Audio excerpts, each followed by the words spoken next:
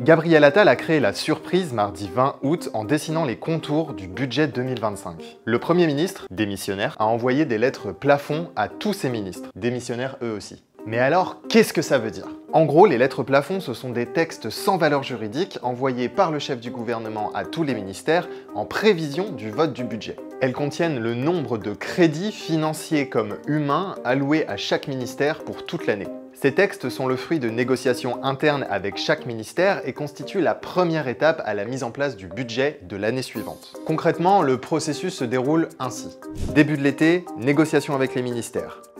Mi-juillet, début août, envoi des lettres plafond.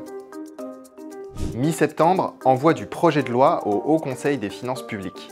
Fin septembre, validation en Conseil des ministres. Et 1er octobre, présentation au Parlement pour le vote. Ça, c'est quand tout se passe bien. Mais bon, le 9 juin dernier, un petit événement est venu perturber le système.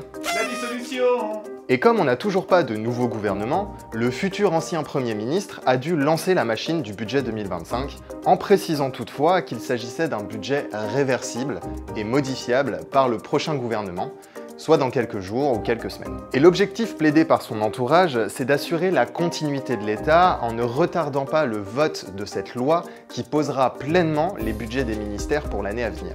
Mais sur les réseaux comme dans les médias, les gens s'interrogent. Est-ce que le budget fait vraiment partie des affaires courantes? D'après Jean-Pierre Camby, professeur associé et spécialiste du droit électoral, la notion d'affaires courantes n'est pas constitutionnelle. Contrairement au vote du budget, dont le calendrier, lui, est bien prévu par la Constitution. Quoi qu'il en soit, le budget qui est proposé est le même que celui de l'exercice 2024, c'est-à-dire 492 milliards d'euros. Un montant impressionnant, certes, mais qui ne tient pas compte de l'inflation de 2% qui sévit en France par rapport à l'année dernière.